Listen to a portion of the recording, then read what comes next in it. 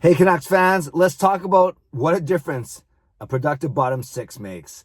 I'm Clay. Email me at Canuck Clay on Twitter. I'm at Clayton Emo on Instagram. I'm the founder of the GLCPC, the Good Looking Canucks Positivity Club. This is my Canucks take all in one take. It's Clay's Canucks commentary for Thursday, March the 25th. This is where you get Canucks insight that's positive and timely. Shout out to my Hall of Fame members, Jens95, Simalexander, Just Incredible, nucksfan number 29, and Lucas Gates. Thanks for your support, as always. And thanks to the support of all members of all levels. You are listed in the video description. If you want to become a member of the CCC Crew, simply press the join button underneath this or any of my videos, or on the memberships tab on my YouTube channel. If you're wondering what that big thing is back there, if you were on my live stream last Friday, that is the digital piano that I bought for work. And yeah, that's the digital piano that I played for half an hour in that impromptu live stream concert. And now, yes, work paid for it, so I should bring it to work. And I'll be actually be playing it for a mass that we're having in our chapel tomorrow. So obviously it takes up a lot of space. It takes up both back seats and the seats down, but we will make it work. Kind of looks funny that I have it strapped in there, but I just forgot to unhook the back seat belt. Okay, so that's what that is, just in case anyone is wondering. And thanks to all of you for joining me for my post-game live stream last night.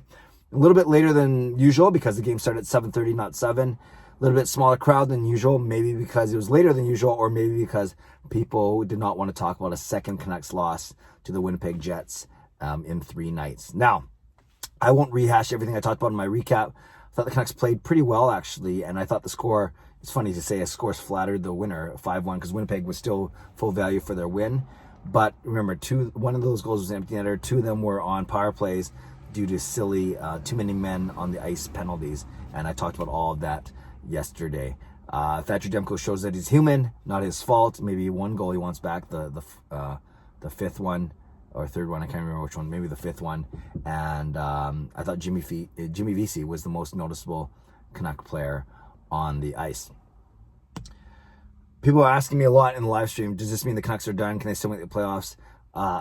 For all intents and purposes, they are done. They have to win 15 of their next 19. That means they can only lose 4 times in regulation. And when you got to play Winnipeg 2 more times, you still got to play Edmonton, Toronto, all these teams that are really good. The Montreal's the only team we don't have to play still. I think it's going to be very, very tough. And I think as optimistic or as positive as you are, you have to be able to see things through realistic glasses, whether you wear glasses or not. And I think that's just the reality. But, you know, we'll have time to talk about it. They'll have time to lick their wounds, so to speak, because now they have a week off, basically. They don't play again until next Wednesday, the 31st. Let's talk about the bottom 6, because I'm going to say Kyle Lowry, because it's the NBA trade deadline. Adam Lowry scores 2 goals on Monday nights. Andrew Copp scores 4 goals last night and wins a lucky Winnipeg fan $100,000, which is awesome. Copp and Lowry were also the 2 good-hearted third-line dudes that helped push Bo Horvat to the bench on Monday night. But that's not what I'm talking about. I'm talking about scoring. I'm talking about offensive threats, production, ability from your bottom 6. I haven't done the math yet, but I would venture to say that in those 2 games, those 2 goals from Lowry, those 4 goals from Copp, those 6 goals, I'm willing to guess that's pretty close to the entire bottom 6 production for the Canucks in the entire season. And last night we know they rolled out Gaudette between Mott and Harlock on the top line, the third line, and the fourth line was Sutter between Roussel and McEwen. So listen to those names, and I get there's a couple of things at play here. I get that Pettersson and Pearson are hurt, so that's why VC and Virtanen are playing in the top 6. Okay, so that's the first thing. But even let's say that Pettersson and Pearson are healthy, your bottom 6 is going to have 6 of these 9 or 10 players. So there's Sutter, Beagle, and Gaudette as your centers.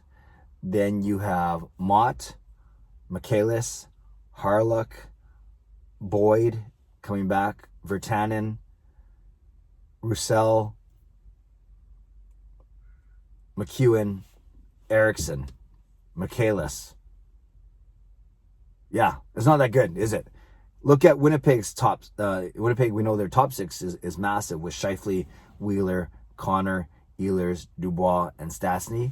Then their third line was Appleton, very fast player, skilled player, with Lowry and Copp. And then their fourth line still had Thompson, Lewis, and Matthew Perreault. A little bugger. I shouldn't say that.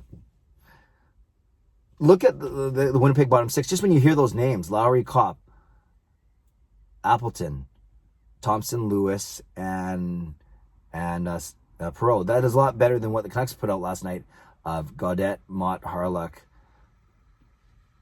McEwen, Roussel, and Sutter. Now, I bring this up because I asked you, Canucks fans, are you comfortable in a bottom six like that for another season?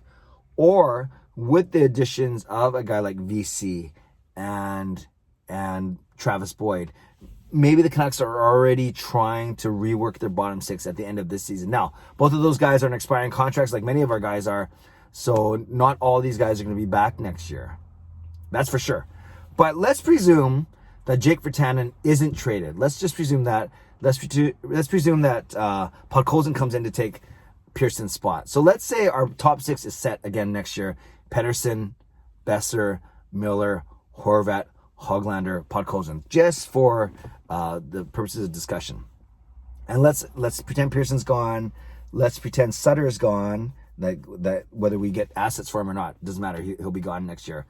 So that means our bottom six as it stands could be younger and faster if you put Gaudette in the middle and you still have Beagle. So let's say Gaudette's your third line center and Beagle's your fourth line center because he's still got one more year on his contract. Then you can surround them with potentially, depending on how well they do and if the Canucks resign them, Boyd, VC, Harlock, Virtanen. That's not bad. Those are four fast, not super fast, but yeah, four decent young players. And then McEwen can still be your extra. And sorry, I forgot Mott. So let's say this. Let's say that Gaudette and Beagle are your centers, and you need four more wingers. I think it's Mott's in there for sure, and potentially VC, Boyd, Harlock, Virtanen, McEwen. Like those six guys are kind of fighting for those four spots. Then you still have Roussel on his last year of his contract. You still have Eriksson on the last year of his contract. Expensive guys to sit, but that's what it could look like next year, and that's not bad, I guess. It's not great though. Because you have some journeymen and VC and Boyd. You have a career third. I guess there's nothing wrong being a career third or fourth liner if you're not. But I like Tyler Mott in that mix. But how's Adam Gaudette going to play out? Are VC and Boyd going to show anything in the last 6 weeks of the season?